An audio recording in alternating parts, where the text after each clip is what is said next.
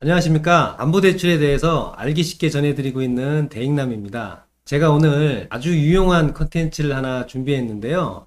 바로 대출계약서를 작성하는 방법입니다. 대출계약서를 써보신 분들도 계실 테고 안 써보신 분들도 계실 텐데요. 이 대출계약서에는 여러가지 종류의 계약서가 있습니다. 대출거래 약정서라든지 대출거래 신청서, 개인신용정보 제공 동의서, 근저당 설정서, 특히나 요즘 대출규제가 여러 번 나오면서 추가 약정서가 많이 늘어났는데요. 오늘은 제가 대출계약서를 직접 작성해 볼 테니까요. 여러분들은 대출신청서 작성하러 가기 전에 이 영상을 한 번 더 보시면 신청서 쓰는 시간도 절약하고 대출계약서를 스무스하게 작성하실 수가 있을 겁니다. 그럼 시작하겠습니다. 자, 이 대출계약서는 은행 홈페이지에서 다운로드 받아서 작성을 하는 건데요. 각 은행마다 조금씩 틀리긴 하겠지만 대출계약서 맥락은 거의 모든 것들이 다 동일하기 때문에 이 약정서 하나만 보시면 아주 도움이 되실 겁니다. 자, 먼저 대출거래 약정서부터 작성을 한번 해보겠습니다. 자, 대출 받으시는 분 채무자에다가 이제 이름을 쓰시면 되는데요. 본명은 아니지만 제 이름을 한번 써보겠습니다. 이 부분에 이제 사인을 하셔야 되는데 그냥 공란으로 내비두시고요. 나중에 이제 계약서를 다 작성을 하시고 도장을 한 번에 다 찍으니까 나중에 이제 하시면 됩니다. 자, 그리고 밑에 주소,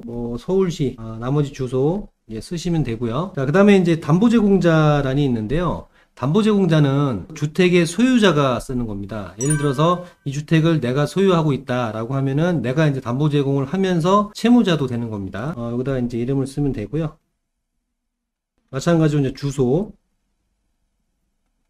자, 그런데 이런 경우가 있습니다. 예를 들어서 채무자하고 담보제공자하고 다른 경우가 있어요. 채무자는 내가 되는데 주택 소유자는 제 배우자거나 이런 경우에는 틀리게 써야 됩니다. 담보제공은 배우자가 하고 대출은 내가 받는 형식인 거죠. 자, 그런 경우도 있고요. 담보제공자란이 하나 더 있는데 아파트를 부모님이 갖고 계신데 부모님이 이제 연세가 많으셔서 채무자가 될 수 없으니까 담보제공만 하고 대출은 이제 제가 받는 거죠. 그렇게 되면은 뭐 예를 들어서 이제 아버지와 어머니가 이제 공동 소유를 갖고 있다. 그러면 이쪽에 이제 아버지 쓰시면 되고요. 이쪽에 이제 어머니 이제 쓰시면 됩니다. 자, 그리고 이제 대출 과목에는 부동산 대출 쓰고요.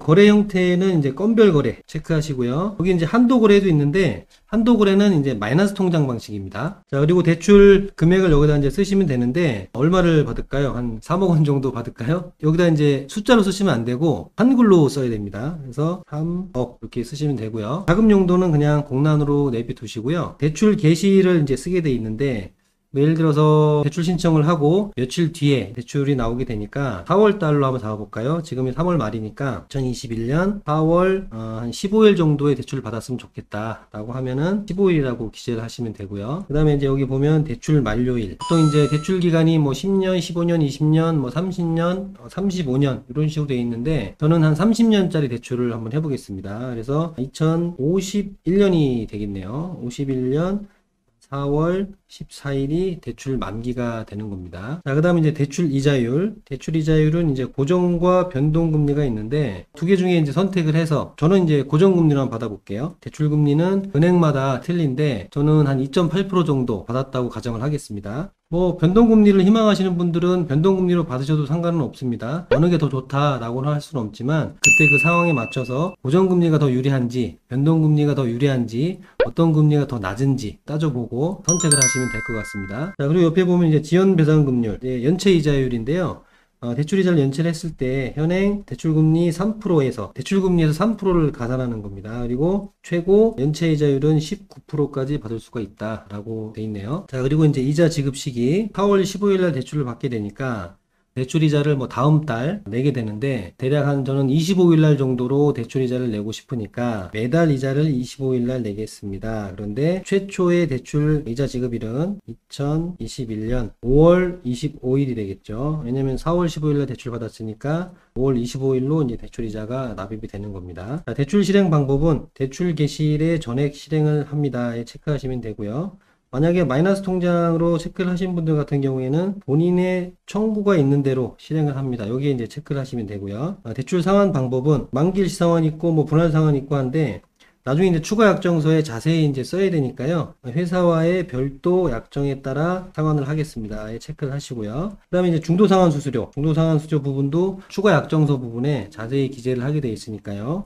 회사와의 별도 거래 수수료를 납입을 하겠습니다. 그리고 이제 대출금 송금 및 자동이체 신청. 대출금을 이제 송금을 받아야 하는 통장과 매달 자동이체를 해야 되는 그런 통장을 정해야 되는데, 저 같은 경우에는 뭐 한 국민은행으로 대출을 받았으면 좋겠습니다. 그 다음에 뭐 계좌번호 이제 기재를 하시면 되고요. 그 다음에 이제 자동이체할 통장은 같은 은행으로 하셔도 되고요. 아니면은 다른 은행으로 지정을 해도 됩니다. 저 같은 경우는 뭐 우리은행으로 대출이자를 납입하고 싶다라고 하면은, 그리고 계좌번호 또 우리은행 계좌번호 적으시면 되고, 예금주는 본인 성함 기재를 하시고요. 그 다음에 아까 여기서 이제 25일 날 이자를 낸다라고 했으니까 이체 지정일은 25일로 체크를 하시고요. 채무자의 관계, 본인, 주민등록번호, 그리고 뒷번호까지 다 이제 기재를 하셔야 됩니다. 자, 그 다음 이제 대출거래 신청서인데요. 신청서에는 이제 여러 가지 정보들을 적게 되어 있습니다. 이름에다가 이름 쓰고요. 여기다 생년월일 6자리. 그 다음에 대출 신청인 본인이 궁극적으로 대출 계약의 혜택을 받는 최종 당사자가 맞습니까? 당연히 제가 받는 거죠. 예, 체크하고요. 그 다음에 주소는 이제 자택 주소 쓰시고, 직장 주소 쓰고요. 그 다음에 이제 연락처는 자택 전화번호 쓰게 되어 있고요. 직장 전화번호 쓰고요. 그 다음에 휴대폰 번호도 쓰고요. 그 다음에 이제 우편물, 이제 안내문 수령인데요. 이자 지급이라든지 어떤 뭐 연체가 발생이 됐다거나, 또는 뭐 중대한 일이 발생이 되거나 특수한 일이 발생이 됐을 때 고객에게 우편물을 보내게 되어 있는데, 그 우편물을 어디로 받을 거냐, 자택으로 받을 거냐, 직장으로 받을 거냐, 편하신 쪽으로 하시면 되겠습니다. 직장으로 이제 체크를 할게요. 그리고 직업군에는 해당 사항에 체크를 하시면 되는데, 저 같은 경우는 급여자 소득자에 체크를 하겠습니다. 그리고 전자우편 이메일 주소 여기다 이제 체크를 하시고요. 그 다음에 이제 자동이체 안내, 문자 메시지로 받을 거냐, 카카오톡으로 받을 거냐, 전자우편으로 받을 거냐.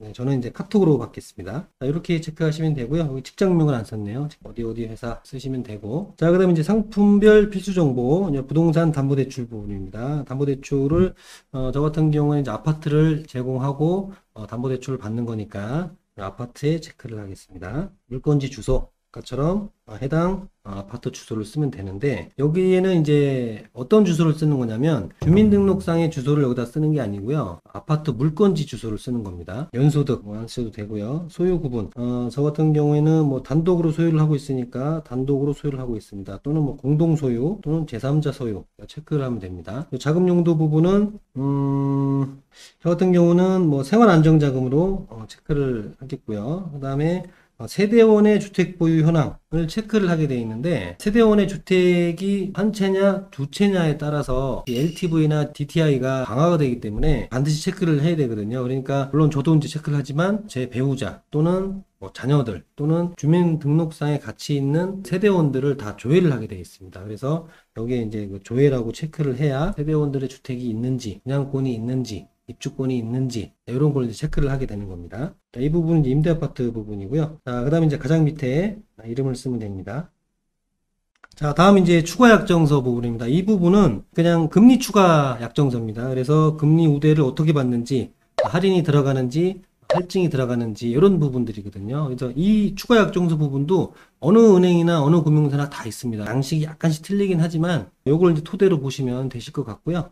자, 이 은행 같은 경우에는 이제 전월 발표 코픽스 잔액 지수를 기준금리로 사용을 하고 있습니다. 예를 들어서 전월 코픽스 잔액 금리가 1.09%였었거든요. 1.09. 가상금리를 금융사에서 이제 붙이게 되는데, 가상금리를 예를 들어서 한 3%다고 가정을 하면 적용되는 금리가 4.09%죠. 그런데 아까 이제 제가 이제 적용받는 금리가 2.8%였었잖아요. 2.8%. 할인 항목, 할증 항목을 다 이제 구분을 해서 뺄 거는 빼고 뭐 붙일 건 붙이고 이렇게 해서 최종 금리가 이제 2.8%가 나오는 거니까, 여기에 뭐 신용점수가 몇 점, 뭐 DSR 40% 초과, DSR 40% 이하, 비거취식 대출인지, 뭐 MCI를 가입하는 건지, 중도상환 수수료 옵션이 들어가는 건지, 이런 것들을 다 전반적으로 체크를 해서 최종금리 2.8%가 이제 나오게 해서 약정서 작성을 하면 됩니다. 자, 그리고 대출 기간. 아까 제가 30년으로 이제 체크를 했었죠. 그렇기 때문에 뭐 10년도 있고 15년, 20년, 25년 있는데, 저는 30년에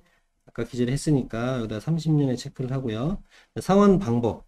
상환 방법을 어떻게 할 것이냐.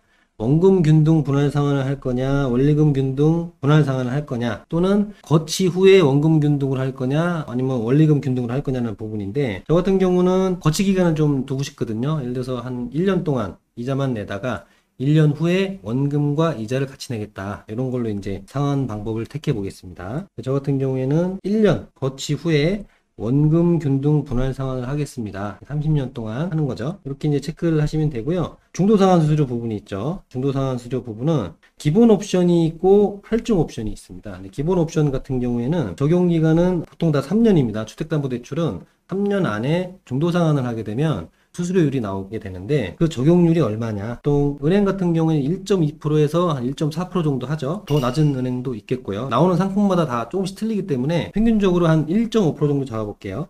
1.5%. 단 잔존일수별 1할 계산하여 감소가 되는 방식입니다. 제가 이제 영상에서 매번 이렇게 말씀드리는 부분이 있죠. 슬라이딩 방식. 이렇게 대출 기간이 있는데 최초 1년에서 3년이라고 이제 하고요. 얘는 2년. 라고 했을 때 최초에 대출 받았던 시점에 상환을 하게 되면은 이 1.5%가 이제 다 적용이 되는 거고, 날짜가 지날수록 잔존일수별 1할 계산을 해서 이제 계속 감소가 되는 겁니다. 쭉 이렇게 중도상환 수수료율이 3년까지 내려가는 거죠. 그리고 3년이 지나면은 이제 중도상환 수수료가 0%가 되는 겁니다. 그래서 보통 3년이 지난 후에는 이제 대환대출 같은 것들을 이제 알아보시면 되는 거예요. 자, 그렇게 하시면 되고요. 그 다음에 이제 그 금리나 요구권 제도 안내를 잘 받았는지 체크하는 부분입니다. 금융사에서 대출을 받고 나서 후에 내가 어떤 뭐 직장의 연봉이 상승을 하거나 또는 뭐 신용등급의 가파른 상승이 있어서 금융사에다가 이제 금리를 좀 내려달라 요청을 하는 거죠. 이거는 이제 어느 금융사나 다 적용을 받고 있기 때문에 금리나 요구권은 해당 금융사에 신청을 하시면 되고요. 이제 그런 부분에 대해서 안내를 받았는지라고 이제 하는 부분입니다. 요구권 설명을 청취했으며 이해를 하였음 하고 이제 이름을 쓰면 됩니다. 자, 이렇게 다 됐고요. 쓰다 보니까 좀 시간이 좀 길어졌는데요. 다음 편에는 추가약정서 부분, 중요한 부분이죠. 주택 구입할 때 추가약정이나 또는 생활안정자금 추가약정 또는 뭐 전입신고 또는 뭐 처분조건부 그런 추가약정서들이 있습니다. 그래서 좀 이제 설명을 드리고 계속 이어나가도록 하겠습니다.